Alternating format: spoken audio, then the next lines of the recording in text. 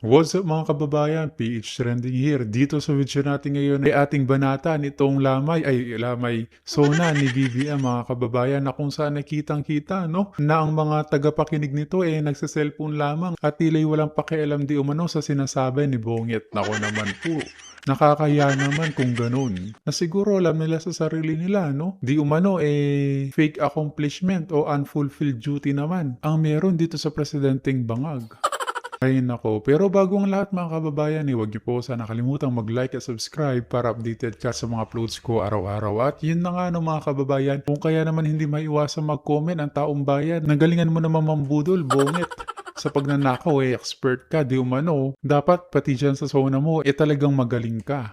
Kasi nagmumukhang lamay di umano ang zona mo ngayon. Kung kaya naman hindi ko na patatagalin pa, heto na ang buong video. Matataas na opisyal, pati na mga mambabatas. At dumating na tayo sa punto na ayon sa Ombudsman ay malapit na ang paghain ng patong-patong na kaso laban sa dating speaker.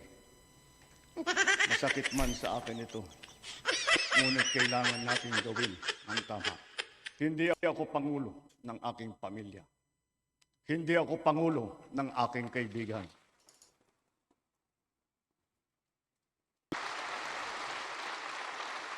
Ako ay Pangulo ng Pilipinas at ang tungkulin ko ay sa inyo, ang aking mga kapwa Pilipino.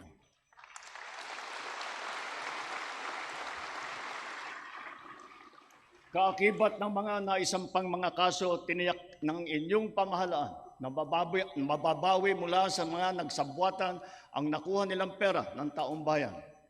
Gayon din, pinigilan natin ang paglabas ng pera ng bayan na ipambayad padapat sa mga depektibo, peke o guni-guning mga proyekto at mapupunta lamang sa mga bulsa ng mga tiwalaing kontraktor at opisyal.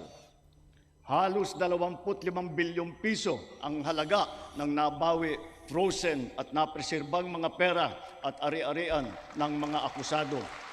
Di totoo yan. Ang mahigit 800 milyong piso dito ay agad nating nabalik sa Treasury. Lahat ng mababawi mula sa mga sangkot na tiwali ay agad ibabalik sa kaban ng bayan. At pinapaubayan na natin ang pag-uusig sa Ombudsman at sa ating mga pinalakas na National Prosecution Service. Nananalig din tayo sa makatarungang hatol ng hukuman. Makakaasa kayo na ang gulong ng hustisya ay tumatakbo.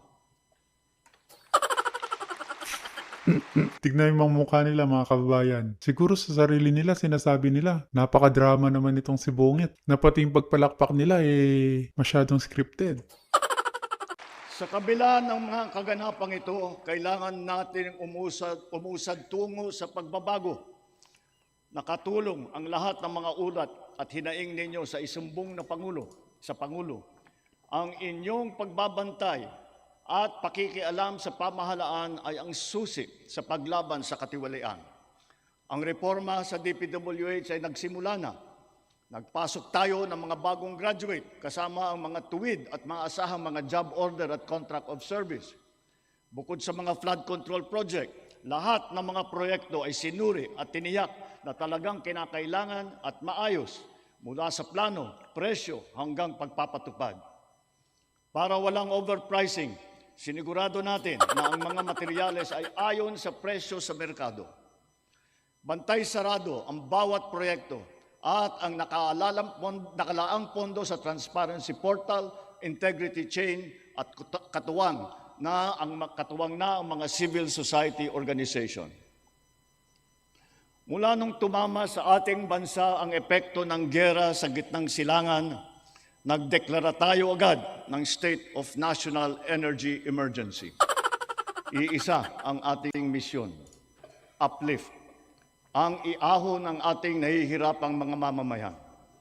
Ang lahat ng mga ahensya ay inatasang magtipid at pagtuunan mabuti ang mga programa na mas mahalaga sa pagtugon sa mga epekto ng krisis. Ibinuhos natin ang pondo kung saan karapat-dapat at mas kinakailangan sa mga pangunahing serbisyong ramdam at tiyak na makakatulong sa ating mamamayan. Ang pera ng taong bayan na muntik mapunta sa bulsa ng mga tiwaling opisyal ay naisalba natin. At sa halip na magamit natin ay nagamit natin sa mabuti at para sa tunay na kapakanan ng mamamayan. Ibinaba natin ang karagdagang halos 58 bilyong pisong pondo sa mga lokal na pamahalaan para mas mabilis at mas malawak ang paglingap sa taong bayan. Mataas ang tiwala at kumpiyansa natin sa mga lokal na pamahalaan. Ito ay paghahanda na rin para sa mas marami at mas malawak na serbisyo para sa kanilang mga nasasakupan. Nagsimula tayo doon sa mga direktang naapektuhan ng kaguluhan. Ang pagsaklolo sa ating mga kababayang OFW na naipit sa digmaan. Mahalagang misyon ito ng pamahalaan. Gayong lagpas 2.2 milyong Pilipino ay naghahanap buhay sa Middle East.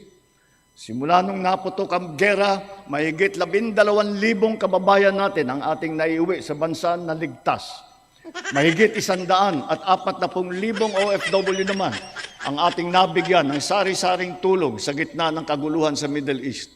Tulad ng pagkain, tulong pinansyal, pagpapagamot at masisilungan.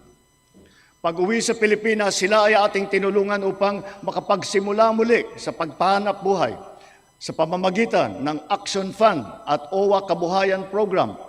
Ang iba naman ay nilapit natin sa peso o kaya'y sinama natin sa bayanihan para sa balikbayang manggagawa job fair. Ba't parang walang paki yung mga nakikinig sa kanya, mga kababayan? Aba makinig kayo, baka hindi kayo mabigyan ng malita niya. Samantalang ang iba ay tinulungan natin makapaghanap buhay muli sa ibang bansa. Bukod sa kanila, ang mga magbabalik natin mga gurong OFW ay papasok na sa mga public school natin kung saan sila ay higit na kinakailangan. Dahil dito sa Pilipinas, sila ang ma'am at saka ang sir. Patuloy ang ating ugnayan sa iba't ibang bansa at ang suporta natin sa mga OFW para sa kanilang kaligtasan. Lalo na at may mga kababayan tayong nasawi o hanggang ngayon ay nawawala sa Middle East.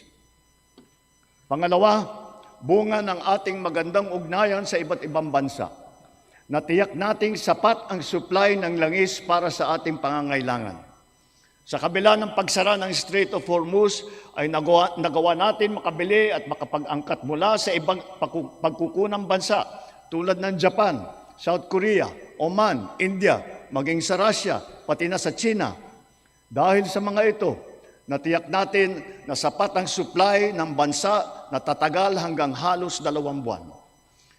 Nakipag-usap din tayo sa Iran para sa kaligtasan ng ating libo-libong mga kababayang tripulante na nasa Strait of Hormuz.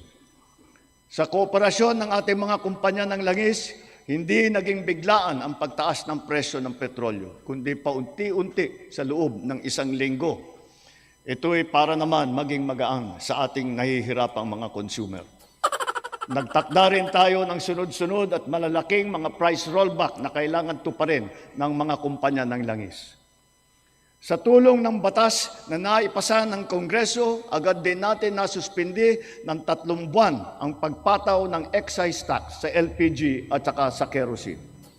Bukod dito, agad din natin nilimitahan ang pagtaas ng presyo na inaangkat nating bigas. Parang wala talaga nakikinig, mga kababayan. Puro cellphone ang ilan ah. Anyari, bongit. Galingan mo naman. Inaresto at kinasuhan din natin ang mga nahuling nagsasamantala sa kabila ng pagdurusa ng taong bayan habang may state of energy emergency. Lahat ng posibleng gawin para mababa ang presyo at mapabagal ang pagtaas nito, ginawa natin. Marami ang naapektuhan o kaya nawalan ng trabaho sa panahong ito. Kaya tuloy-tuloy ang pagsasagawa natin ng mga job fair sa buong bansa. Nitong Mayo 1, araw ng paggawa at kasagsagan ng mataas na presyo ng krudo, nagsagawa tayo ng halos 100 job fair, kung saan halos 300,000 trabaho ay pinagbigay alam natin sa publiko. Sa isang araw ng job fair na ito, lagpas 6,000 Pilipino ang hired on the spot. Dito rin natin ipinamahagi ang mga sweldo para sa mahigit 100,000 benepisyaryo at nagtatrabaho sa ilalim ng DILIP at tupad ng DOLE. Kumilos agad tayo upang pigilan ang mabilis na pagtaas ng presyo ng bilihin. Hinikayat ang mga bangko at e-wallet na magbawas ng kanilang karaniwang singil sa bawat transaksyon na online. Kaya ngayon, maraming bangko at e-wallet na nagbaba o nagtanggal ng kanilang sinisingil sa online transaction fee. Upang makaluwag din sa mamamayan, nagbigay ang mga bangko ng hanggang 6 na buwang palugit sa pagbabayad ng utang at hanggang 1 taon naman kung ang utang ay ginamit para sa agrikultura.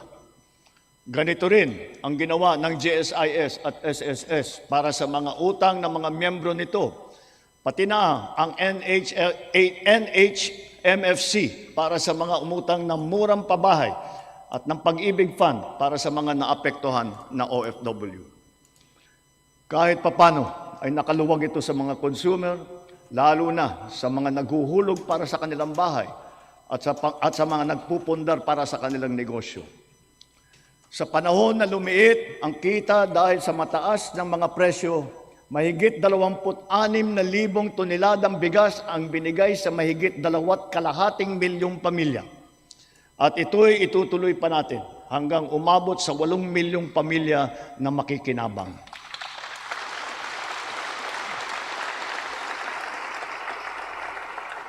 Patuloy pa rin ang programang Benteng Bigas Meron Na. Ito'y nakakapagbigay ginhawa sa mahigit 12 milyong Pilipino sa buong bansa. Ang mahigit 800 nating kadiwa ay nasa buong Pilipinas ay sabay pa rin nakakatulong sa mga namimili at sa mga magsasaka at mangingisda na direktang nakakapagtinda ng kanilang mga produkto. Nagbigay din tayo ng suporta sa halos 2 milyong magsasaka at mangingisda sa kasagsagan ng mataas na presyo ng langis sa ilalim ng Presidential Assistance to Farmers, Fisherfolk and Families o yung tinatawag na PAF.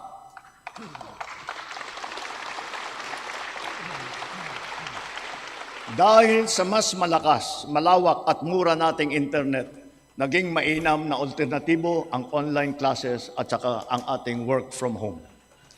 Mataas ang presyo ng ating kuryente, lalo na ngayong Hunyo, dala pa rin ng mataas na presyo ng krudo at paglakas ng dolyar. Gayunpaman, tiniyak natin na nabigyan ang mamamayan ng kaunting proteksyon sa kanilang electric bill. Ipinag-utos natin ang agarang pag-refund ng mga kumpanya ng kuryente na may sobrang nasingil sa mga customer nito. Ipinag-utos din natin na payagan ang ilang piling consumer na makapagbayad ng kanilang bill ng hulugan sa buwan ng Mayo, Hunyo at Hulyo.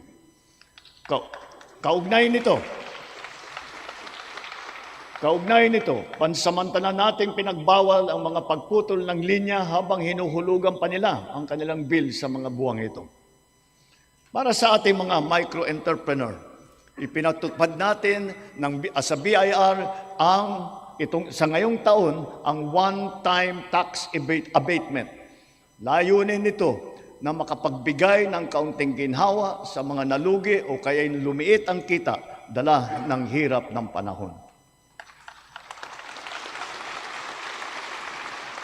Ang sektor ng transportasyon ang pinakamatinding tinamaan ng epekto ng krisis. Super, operator, pasahero, manggagawa o negosyo man. Lahat ay umaray sa matarik na pagtaas ng presyo ng produktong petrolyo. Ngunit hindi natin kayang hayaan tumigil o maantala ito dahil ito ang nagsisilbing piston ng ating ekonomiya. Ang mga super ay natulungan ng cash relief mula sa ating programang AIX. Mayroon din 10 piso kada litro na diesel subsidy para sa mga pampasaherong jeepney at UV Express upang may dagdag na pangkarga. Bukod pa rito, mahigit 1,800,000 nagpapasada ang nahandugan din ng tulong ng AIX. Para naman sa mga pasahero, nagkaroon ng mga libreng sakay kung saan sinigundahan pa ng ilang mga ahensya ng pamahalaan gamit ang kanilang mga sasakyan. Humalili rin ang DA sa paghatid ng mga kargamento ng produktong agrikultural sa mga sentro ng kalakalan sa buong bansa. At para lalo pang makatulong ng sabay sa tsuper at pasahero, binuhay natin ang service contracting program para sa pampublikong bus at ang ating mga jeep. Sa ilalim ng sistemang ito, ang kwalipikadong operator o driver ay nakakakuha ng karagdagang kita sa bawat kilometrong tinakbo sa pagserbisyo ng mga pasahero. Sa panig naman ng pasahero, kung hindi man libre ang sakay, meron silang 20% na discount sa pamasahe. At ang diskwentong ito ay dagdag pa sa karaniwang 20% discount para sa mga estudyante, sa senior at saka sa may kapansanan. Ibig sabihin, para sa ating mga priority passengers, 40% ang kabuuang diskwento nila sa pamasahe.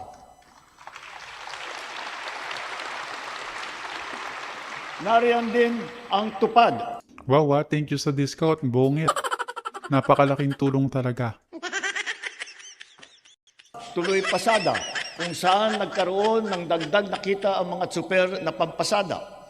Sa mga programang ito pa lang, milyong-milyong Pilipino, driver man o pasahero, ang nakaramdam ng kaunting ginhawa sa kanilang mga biyahe araw-araw mula nang ito'y nailunsad.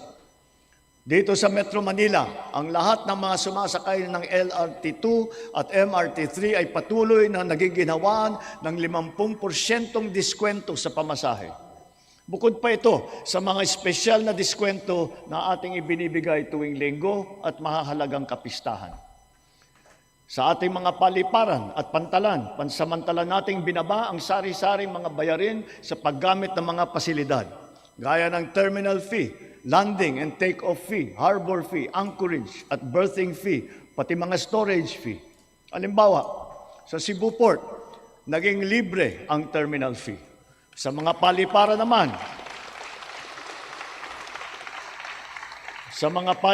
naman, ang service charge sa mga pasahero ay binawasan din natin. Gayon din sa PITX, ang terminal na nag-uugnay ng Metro Manila sa Katimugan. Sinuspindi natin ng 3 buwan ang pagsingil ng terminal fees sa mga pampasaherong sasakyan. Sa mga expressways naman, sila ay may diskwento sa toll fee na umabot hanggang halos 200 piso. At kapag ang kargamento naman, ay pagsakay ng RoRo ay produktong agrikultural at sangkap ng pagkain, binaba natin mula 500 ang terminal fee. Ngayon, piso na lang ang sinisingil sa kanila. Napakasinungaling mo, bongit, walang ganyan. Ikaw talaga, para may maibida ka lang. Anong pisong pinagsasabi mo? Walang ganon mga kababayan. Kayo sa inyo po ba merong ganon sa terminal? Paki-comment nga sa ating comment section ng ating mapag-usapan. O baka gawa-gawa lang talaga nitong ni Bongit. Sa pagdaan naman nila sa mga expressway, libre ang toll fee ng mga truck na accredited ng Department of Agriculture. Dahil sa lahat ng mga pinatupad na ito, milyong-milyong Pilipino ang kahit papano ay direktang nakaramdam ng tulong sa panahon ng mataas na presyo ng petrolyo. Sila ang ating mga tsuper ng pampublikong sasakyan, mga estudyante, manggagawa, pati na rin ang mga magsasaka at marami pang pasahero sa buong Pilipinas.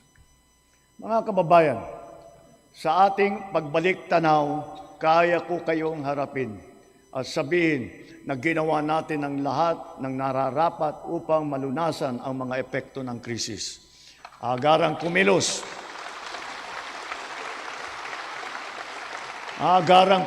ang buong pamahalaan upang tumulong sa mamamayan. Sa katunayan, tayo pa ay hinahangaan ngayon dahil sa bilis, liksi at pagiging aktibo ng ating pagtugon. Libuang-buwan mula sumiklab ang digmaan, ramdam pa rin natin ang bigat ng mga epekto nito sa ating bansa. Hanggang kailangan, asahan ninyo na hindi titigil ang pagsuporta ng pamahalaan. Naglaan tayo ng mahigit 60 bilyong piso para dito hanggang sa katapusan ng taon.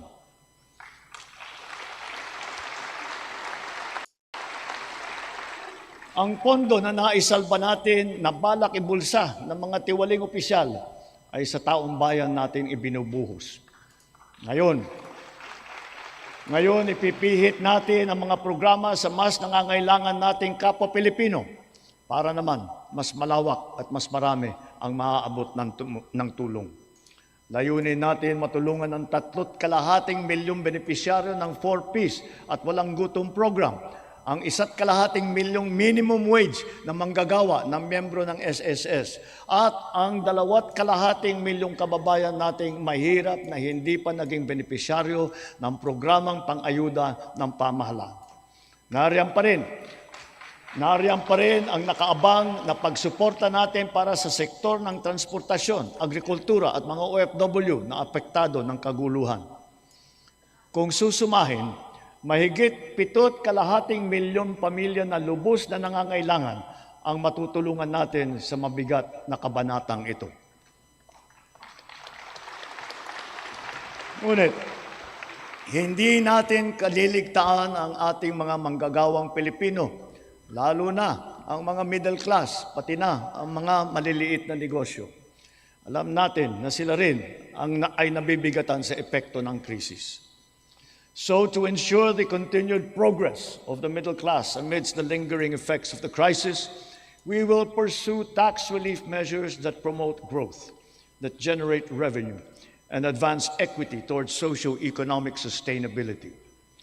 Kaya bilang natatanging proteksyon sa kanila at para mas mapakinabangan nila ang pinaghirapan nilang kita, nananawagan ako sa Kongreso upang maipasa ang batas na magbibigay ng bahagyang ginhawa para sa ating bayaring buwis. Una, palawakin natin ang exemption sa income tax.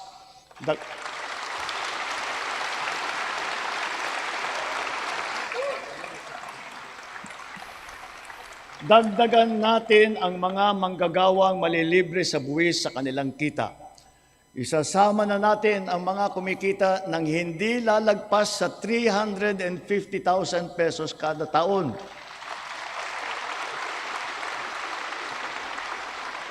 Kasabay nito ang karampatang pagbaba ng income tax ng iba parang manggagawa.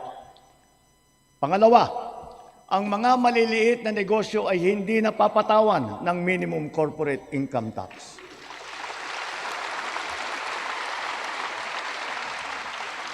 Pangatlo, para mapanatag ang loob ng taong bayan, ang pagbigay ng amnesty para sa mga hindi nabayarang buwis tulad ng income tax, estate at donors tax at value-added tax.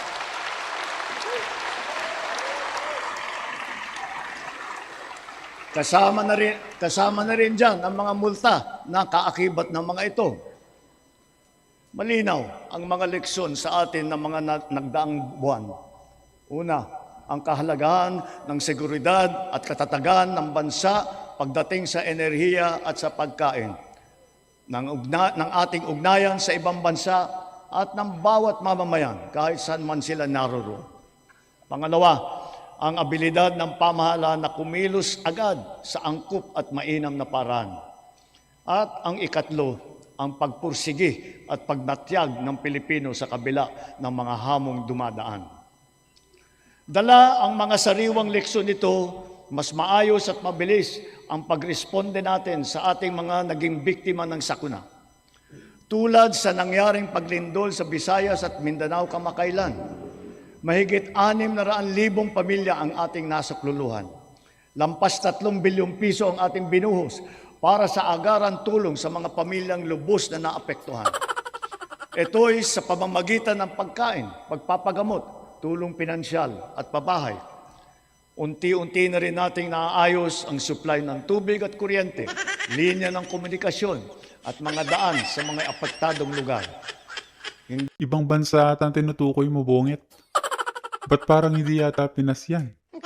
Anong pinagsasabi mong okay ang ano natin? Saan banda?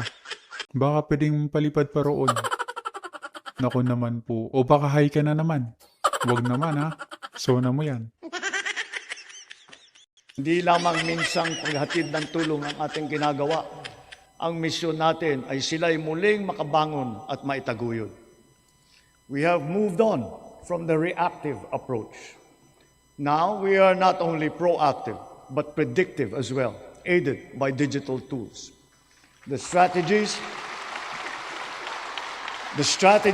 of public-private supply chains, hubs and spokes, warehousing, automated production, and wide-scale pre-positioning of food and non-food supplies in LGUs have proven their efficacy.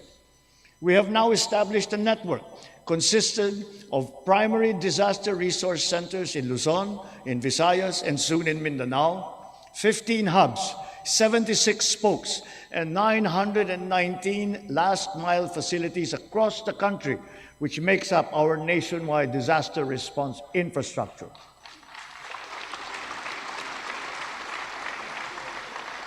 Because of this robust system, delivery of emergency nourishment and relief to target areas is now made possible under 24 hours. Sa panahon ng krisis o kalamidad, handa na ang pamahalaan sa pagpapadala ng mga mobile energy system upang makapaghatid ng emergency power sa mga lugar na nawalan ng kuryente.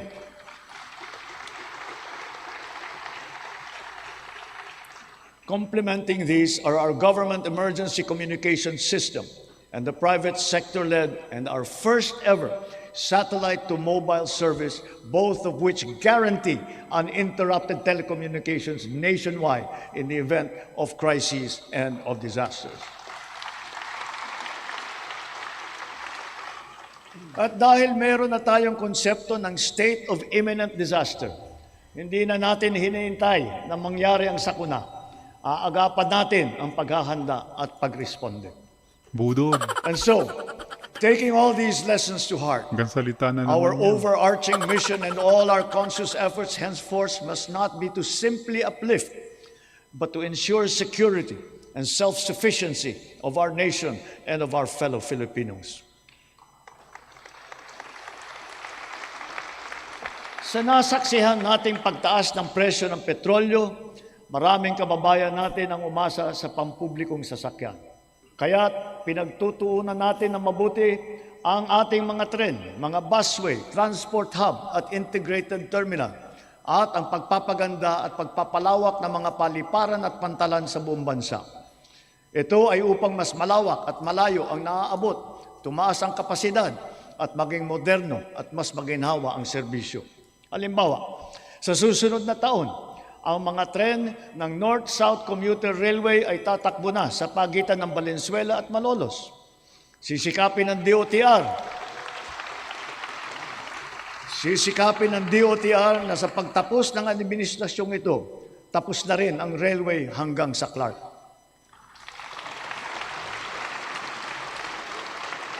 Sa susunod na taon, bubuksan na rin ang 12 stasyon ng MRT-7.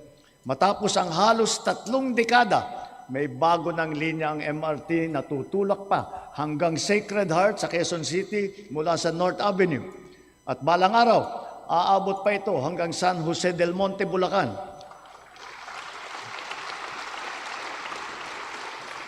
Sadyang napakalaking ginhawa nito sa halos 1 milyon na pasahero bawat araw. Thanks to the recently enacted Accelerated and Reformed Right-of-Way Act, right-of-way issues are now more quickly resolved, removing the biggest choke point in our mass transit development program. Sa kabilang banda, yung unang bahagi ng Cebu Bus Rapid Transit ay bukas na. At yung nasa Ilocos Norte naman ay atin pasisinayaan sa susunod na taon. Ang mga nag-modernize ng mga sasakyan, lalo na ang mga lumipat sa mga hybrid at electric vehicle, ay hindi nakaramdam ng kurot ng pagtaas ng presyo ng petrolyo. Consistent with our clean energy drive, we have encouraged the adoption of electric vehicles. We have removed all tariffs on EVs until 2028 to bring down market prices. And government has also been mandated to prioritize electric vehicles and their refleeting plans. This clean and green policy is two-pronged. It shall also spur growth of our domestic local industries across the EV value chain, specifically those involved in the vehicle assembly and manufacturing of batteries and related spare parts. Mitiin natin na sa pagdating ng 2040, kalahati ng mga sasakyan natin ay EV na. Ang ilang makabagong love bus at ang articulated bus na gagamitin sa Davao City, mga EV na.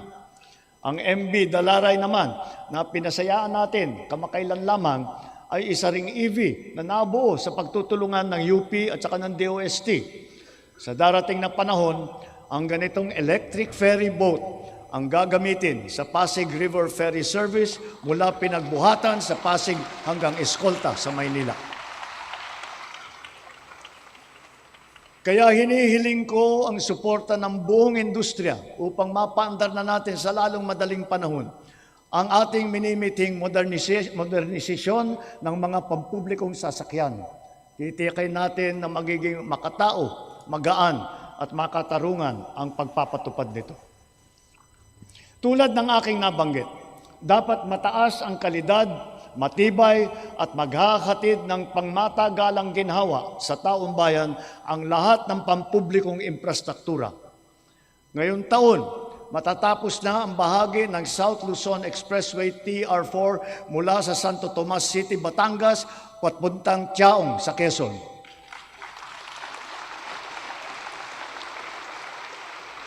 Halos 17,000 motorista araw-araw ang makikinabang dito. Ang mga nasirang tulay sa San Juanico sa Eastern Visayas, Cabagan, Santa Maria sa Isabela, Pigatan sa Cagayan, Calbigan at Liloan sa Samar, at Panuliran sa Iligan ay kaagad nating naayos at ngayon nagagamit na muli.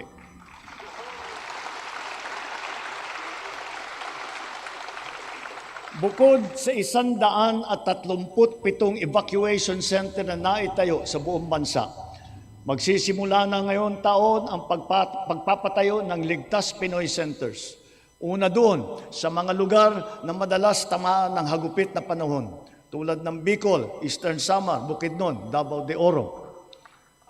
Ang mga gusali na ito ay dinisenyo upang kayanin ang mga malubhang kalamidad tulad ng super typhoon na 340 kilometers per hour, ang lakas ng hangin at ang magnitude na 8.4 na lindol.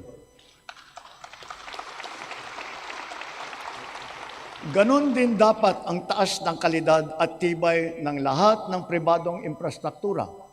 Ang lahat ng gusali sa ating bansa ay dapat handa at kayang manatiling matatag at nakatindig laban sa anumang banta ng sakuna at kalamidad. Kaya akma lamang ng bigyang halaga at pagtuunan ang pag-amyenda ng National Building Code upang maging alinsunod ito sa mga modernong pamantayan. Katambal ng paglaban sa katiwalian, kaugnay ng mga ghost at substandard na flood control project, naglunsad din tayo ng Oplan kontrabaha sa buong bansa. Dito sa Metro Manila, masigasig ang ginagawang paglilinis ng mga estero at imburnal sa pangunguna ng MMDA. Nakakatulong ang mula sa Luzon hanggang Mindanao, sa Ilocos Sur, sa Cagayan, sa Camarines Sur, Negros Occidental, Cebu, Capiz, Iloilo, Lanao del Norte, Maguindanao del Sur, Misamis Oriental at Bukidnon. Sa kabila ng mga ginagawa nating ito, kailangan pa rin nating iwasto ang ating pamamaraan sa pagtapon ng basura. One systemic intervention is to update our 25-year-old Ecological Solid Waste Management Act, aligning it with modern waste management practices such as waste-to-energy and waste treatment technology.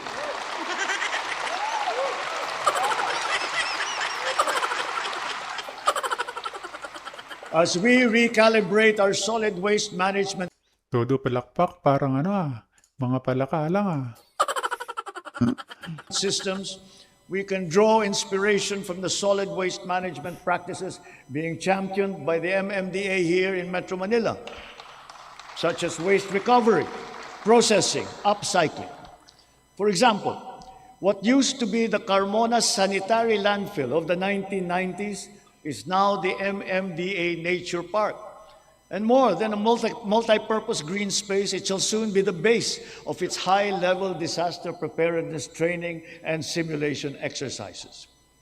Gayon din, ang ating sistema ng agrikultura ay pinapatatag natin upang magarantiya ang ating supply ng pagkain at maipababa ang presyo nito para sa lahat. Ang sari-saring mga programa tulad ng puhunan, farm input, Okay na siguro yun mga kababayan. Tinatamad na ako makinig. Mukhang wala naman ako napulot na maganda dito sa zona. As always mga kababayan, kita na lang ulit tayo sa ating next vlog. Huwag niyo po sana nakalimutan mag-like at subscribe para updated ka sa mga uploads ko araw-araw. Maraming po salamat mga kababayan. Ingat and God bless.